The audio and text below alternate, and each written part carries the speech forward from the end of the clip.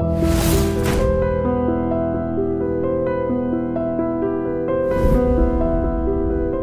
6 కారణాల వల్ల కమలం కమిలిపోయిందంటారా? ఈ రాబోయే నా దృష్టిలో ఖచ్చితంగా అది వైఫల్యము. సరే, ఎన్నికల్లో ఏమవుతున్నది, ఎన్నికలు స్థానిక పరిస్థితులను బట్టి, ఇచ్చే డబ్బును బట్టి, ప్రత్యామ్నాయాలను బట్టి ఉంటాయి. దాని గురించి నేను మాట్లాడినా. కానీ ఖచ్చితంగా గొప్ప అవకాశాన్ని, జాతిని మలుపు తిప్పే అవకాశాన్ని, మళ్ళీ ప్రపంచంలో అగ్రస్థానాన్ని నిలబెట్టి, చైనాకు దిటుగా నిలబెట్టే అవకాశాన్ని మాటలైతే చెప్పారు. కానీ ఈ 6 జరగకుండా అవకాశం నిలవదు. ఊరికే బలో స్వతంత్ర భారత్కి అని చెప్పండి దేశం బాగుపడుతుంది. ఇవన్నీ జరిగితే దేశం బాగుపడుతుంది. మనందరిలో ఉత్పాదక శక్తి పెరిగి, మనకు ఉత్సాహం పెరిగి, మనకు అవకాశాలు పెరిగితే అప్పుడు దేశం బాగుపడుతుంది. కానీ మంత్రాలకు చింతకాయలు రాలుతాయా? మంత్రాలతో నినాదాలతో దేశం బాగుపడుతుందా? నాయకుడు చేయాల్సింది నినాదాలు ఇవ్వటం కాదు, ఈ 6 పనులు చేయటం. ఇలాంటి పార్టీ వస్తే ఇలాంటి పనులు చేస్తుందంటే ఉన్న పార్టీలు, మన దురదృష్టం ఏంటంటే ఉన్న పార్టీలు అట్లాగే తగలండి, పెద్ద తేడా లేదు. కానీ కనీసం ఇప్పుడు ఏంటంటే 2019లో ఏకవ్యక్తి పరిపాలన, ఒక దూకుడుగా ఒంటెద్దు పరిపాలన, గుడ్డెద్దు చేలో పడ్డట్టు పరిపాలన కాకుండా కొంత ఆలకించే పరిపాలన, కొంత 10 మంది కూర్చుని, 10 భావాలు 10 పార్టీలు కలిసి కూర్చుని చేసే పరిపాలన, అధికారాన్ని వికేంద్రీకరిద్దాము, రాష్ట్రాలకు నిజమైన ఫెడరలిజం ఇద్దాము, వాళ్ళని ప్రోత్సహించి కనీసం పట్టణాల్లో అయినా కూడా మనం 3వ అంచెలో ప్రభుత్వాలను బలోపేతం చేద్దాము, జనానికి ఓటేంటో అర్థమయ్యేట్టు చేద్దాము అని ఆలోచించేటువంటి పార్టీలకు సముదాయం పరిపాలన వస్తే బహుశా కొంతమేరకు పరిస్థితి బాగుపడ్డానికి ఒక అవకాశం ఉంది. బాగుపడుతుందని నేను గ్యారంటీ చెప్పలేను. నేను ఆశావాదం ప్రతిసారి బాగుపడుతుందని ఆశపడతాను. ప్రతి వాళ్ళు మంచి చేయాలని కోరుకుంటాను. మంచి చేస్తే కొద్ది మంచి చేసినా కూడా మెచ్చుకుంటాను. అది వేరు. బాగుపడుతున్నా లేదా నన్ను ఇప్పుడు రేపు పొద్దున మళ్ళీ 5 ఏళ్ల తర్వాత మీరు బాగుపడుతున్నారా, బాగుపడలేదు నేనేం చేయను, ఆ పాపం నాది కాదు. కానీ ఒక అవకాశం వస్తుంది కనీసం. కాబట్టి దానికోసం మనం చూద్దాం. అలాంటి శక్తి ఎవరున్నారు సార్? ఒకరు కాదు, చూపు మీద ఎవరు? ఒకరు కాదు. పార్టీల సముదాయం వస్తే రాజకీయ పరిస్థితిని ఉదాహరణకి డిఎంకే ఉన్నది, ఇక్కడ టీఆర్ఎస్ కావచ్చు, అక్కడ ఆంధ్రప్రదేశ్లో ప్రాంతీయ పార్టీలు కావచ్చు, ఇతర రాష్ట్రాల్లో పార్టీలు కావచ్చు ఉన్నాయి.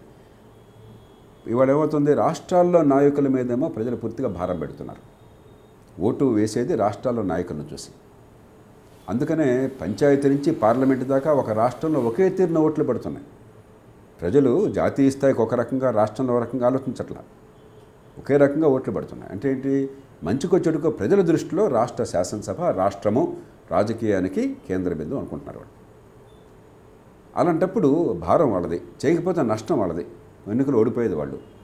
నిజమైన అధికారం రాజ్యాంగం ఇచ్చిన మేరకు, కనీసం రాజ్యాంగం రాష్ట్రాలకు ఏ బాధ్యత పెట్టిందో ఆ మేరకైనా సరే నిర్వహించేందుకు పూర్తి అధికారం ఇవ్వండి. తప్పు చేయకుండా జవాబుదారం కోసం ఏర్పాట్లు చేయండి. అధికారం వికేంద్రీకరించడం కోసం గట్టిగా ఒత్తిడి తీసుకురండి.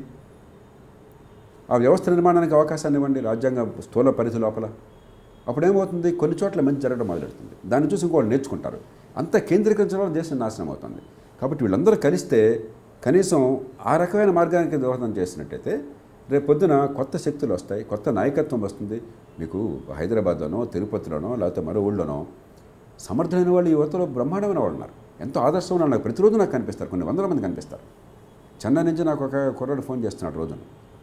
మంచిర్యాల జిల్లాలో 1000 జనాభా ఉన్న గ్రామానికి చెందినవాడిని సార్ నేను. నాకు నెలకి 1,00,000-2 లక్షల రూపాయలు జీతం వస్తుంది, స్ట్రక్చరల్ ఇంజనీర్ని. ఇవన్నీ మానేసి గ్రామాన్ని సర్పంచ్కి వెళ్తారంటే నేను చెప్తాను, పిచ్చివాడివే నువ్వు. చిన్న గ్రామంలో నువ్వు ఫలితాలను సాధిస్తావు, నీ మాట ఎవడంటాడు అక్కడ, నీ శక్తిని ఇంకో రకంగా ఉపయోగించు, నువ్వు కర్పూర హారతి కాబోకని చెప్పని. ఎంత ఆదర్శం ఉన్నవాళ్ళు ఉన్నారు మనకు సమాజంలో.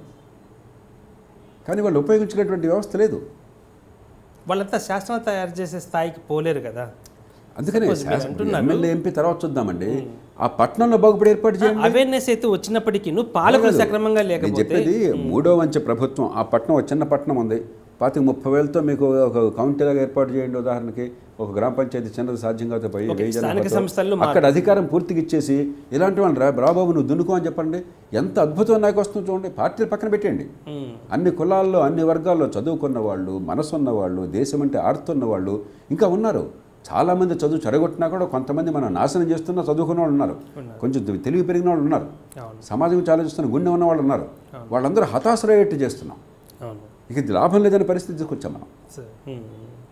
అందుకే అధికార వికేంద్రీకరణ నేను కోరేది ఏదో ఇప్పుడు అక్కడ ఉన్నవాళ్ళు దొంగలు, ఇక్కడ ఉన్నవాళ్ళు మంచివాళ్ళని కాదు. సమాజంలో మార్పు తీసుకురావాలనే శక్తి ఉంది, ఆ తపన ఉంది, క్షేత్రస్థాయి నుంచి రావాలి అంటే దానికి మీరు ఆ నాయకత్వాన్ని పెంచేందుకు వ్యవస్థలో ఏర్పాట్లు చేయండి. ఎమ్మెల్యే కావాలంటే 25 కోట్లు కావాలయ్యే, నాయకుడు కొడుకు కావాలయ్యే, కులం బలం కావాలయ్యే, కోట్లు సంపాదించాలి అక్రమంగానో సక్రమంగానో. ఇంకెట్లా అవుతాడు? ఈ 2 రాజకీయ పార్టీలుగా సాధ్యమయ్యేవన్నీ ఎన్నికల వ్యవస్థలో 3వ పార్టీకి స్పేస్ లేదా ఇక్కడ, ఇంకెట్లా అవుతాడు? దొంగ అయితే వస్తాడు, నాయకుడు కొడుకైతే వస్తాడు. అది కాదుగా మనకు కావాల్సింది మార్పుకి. ఆ మార్పుకి నిజంగా వచ్చేవాళ్ళు ఇక్కడ రాలేరు. ఎన్నికల వ్యవస్థ మార్చండి, ఇక్కడ స్థానికంగా అధికారాన్ని పెంచండి, వేల మంది వస్తారు. దానికి ఇవాళ అవకాశం వస్తుంది.